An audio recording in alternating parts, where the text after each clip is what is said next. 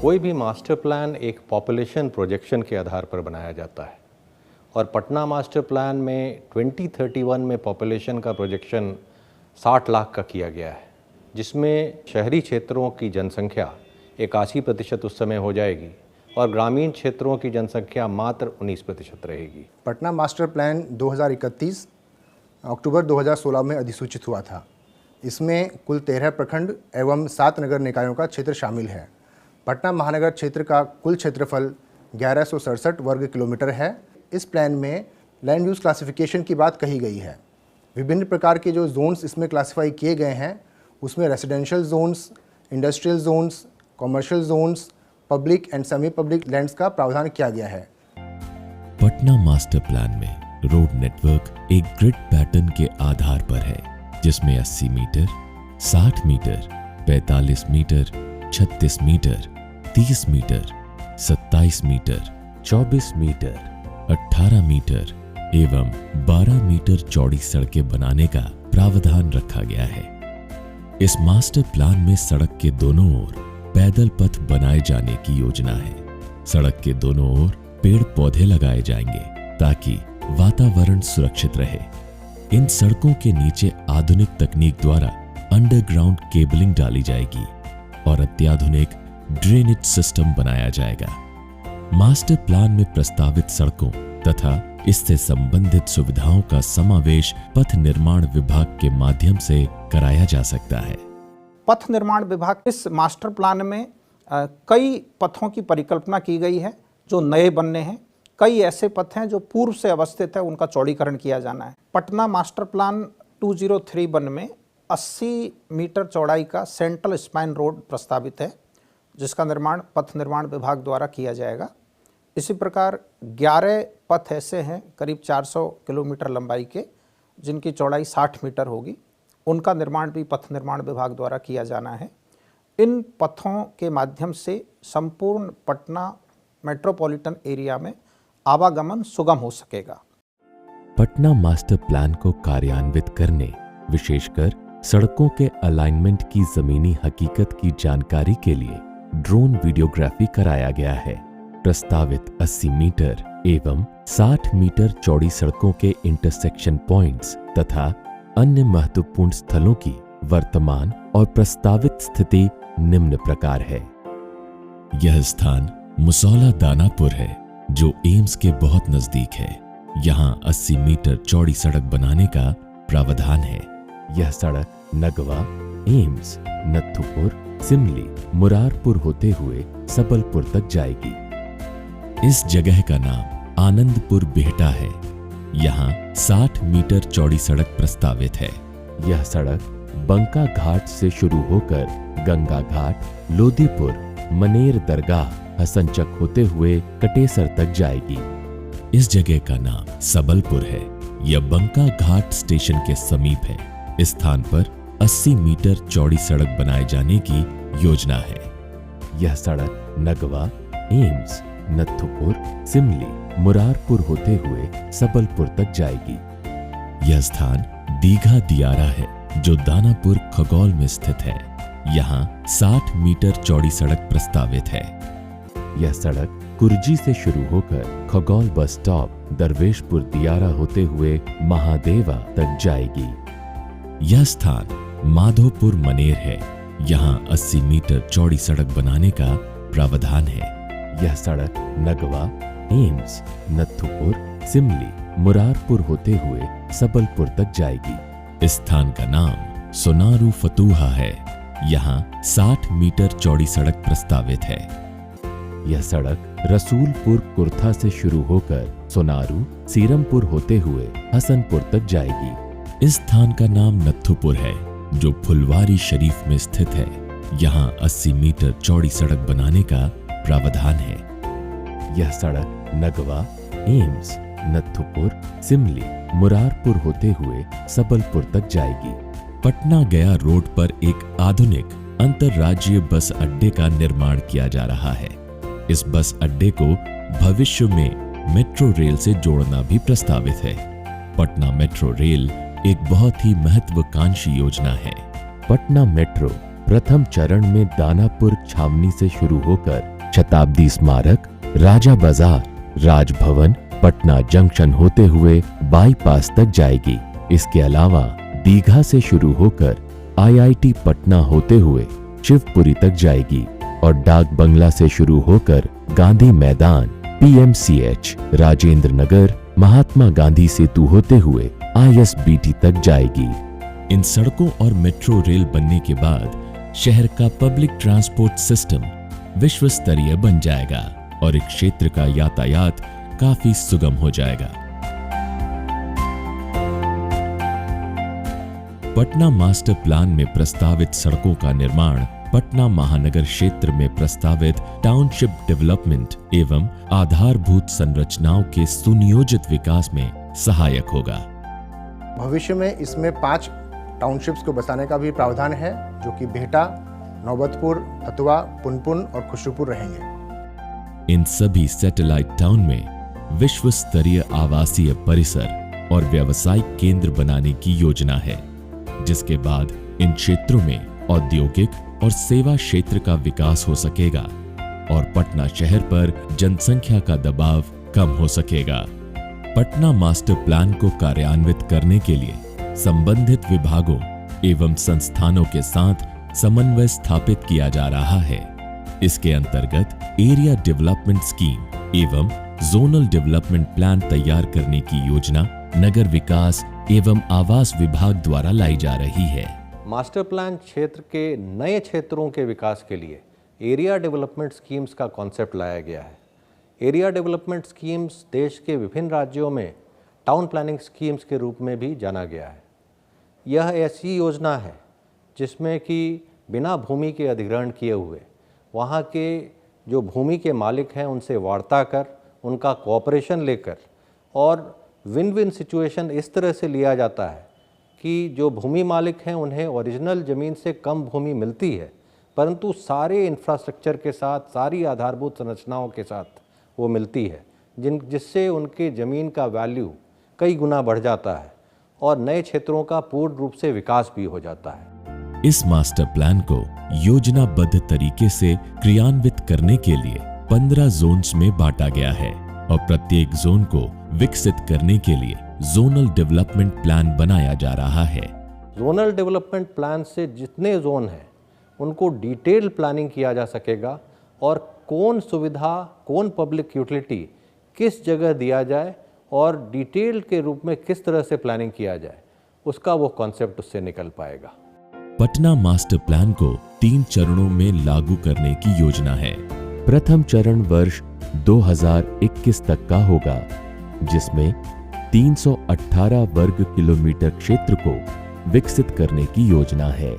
द्वितीय चरण वर्ष 2021 से 2026 तक का होगा, जिसमें 238 वर्ग किलोमीटर क्षेत्र को विकसित करने की योजना है और तृतीय चरण वर्ष 2026 से 2031 तक का होगा, जिसमें 611 वर्ग किलोमीटर क्षेत्र को विकसित करने का प्रावधान रखा गया है। पटना स्मार्ट सिटी और पटना मास्टर प्लान को एक समेकित रूप से हम आगे ले जाना चाह रहे हैं ताकि पटना वासियों को भविष्य में best services, best public services मुहैया हो सके। ये सब काम एक प्लानिंग के तहत हम कोऑपरेशन लेकर के करेंगे तो हम समझते हैं कि हमारा काम सीमित साधनों में भी अच्छा से अच्छा बन सकता है।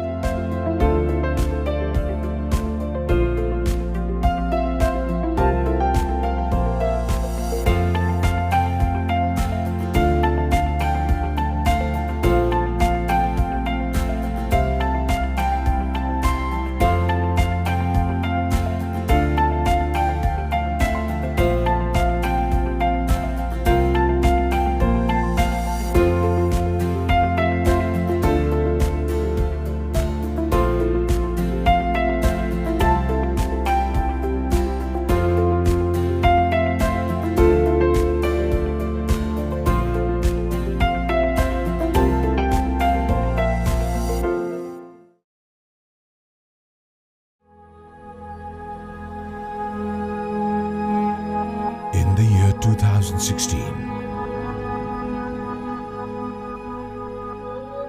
The state of Bihar witnessed the worst man-made disaster, an all-time flood in the recorded history. Millions of people have been affected.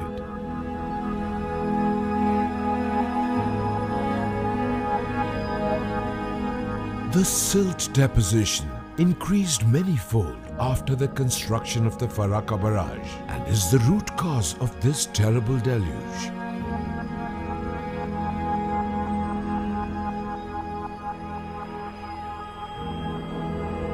The bed level of the river Ganges has undergone a drastic change.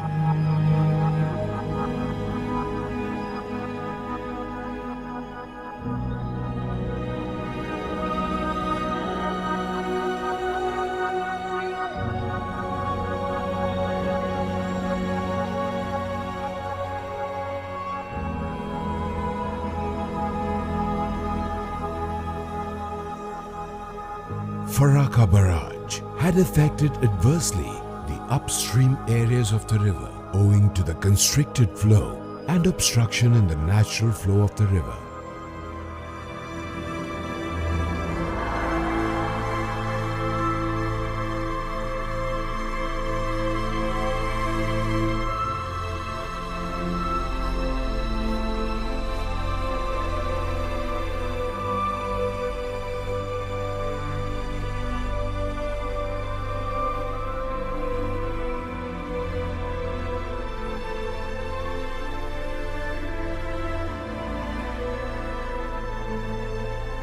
The construction of the barrage does not allow flow of the river, that is, passage of discharge at full pace naturally, resulting in siltation in upstream of barrage. There has been significant rise in the level of the riverbed, which in turn has reduced the water carrying capacity of the river.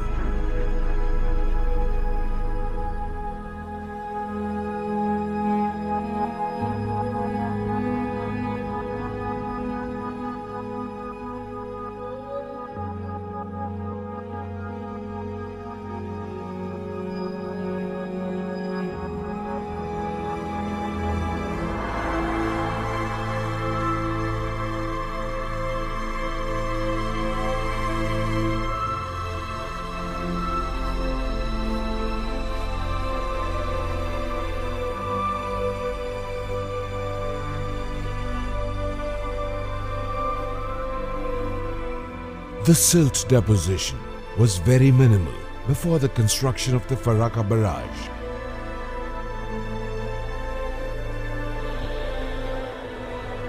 Owing to silt deposition in upstream of Farakka barrage, the water level in the Ganges is increasing continuously. The river starts overflowing even when the discharge is less. The heavy water discharge leads to floods, owing to which the riverside areas and its people have to endure the debilitating outcomes.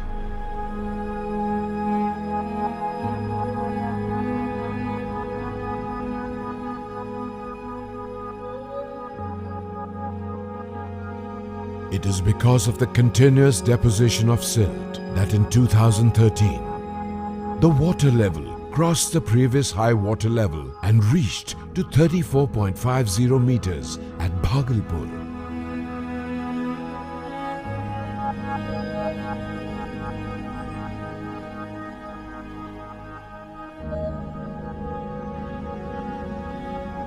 On 21st August 2016, the highest water level at Gandhi Ghat near Patna crossed the previous record mark of 50.27 meters, which was in 1994, and the new highest water level, 50.52 meters, was recorded.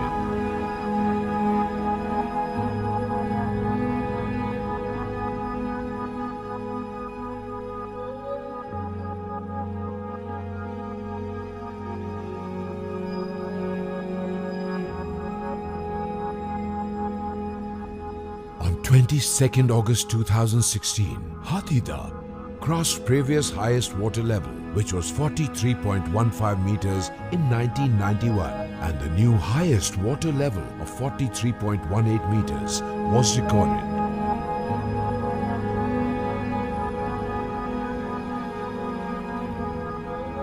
On 26 August 2016, the water level at Bhagalpur crossed the previous highest water level, which was 34.50 meters in 2013, and the new highest water level of 34.71 meters was recorded.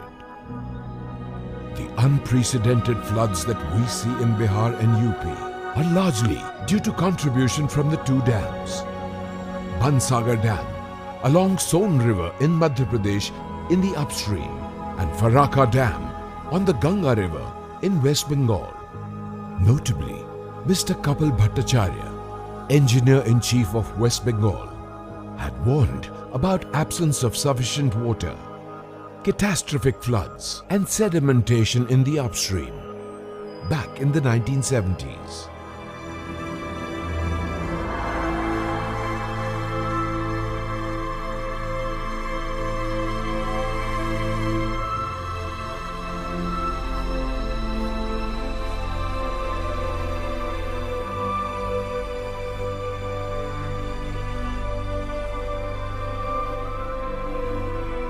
It is clear that the mismanagement at Bansagar Dam and the drainage congestion and siltation in Ganga created by the Farakka Dam have together created an unavoidable flood disaster in Bihar.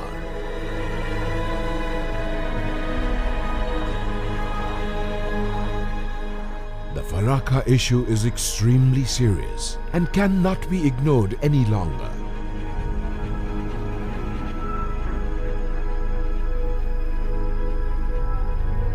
There is an urgent need to institute an independent review of the Farakka barrage, its costs, benefits, and impacts in the upstream and downstream of the Ganges.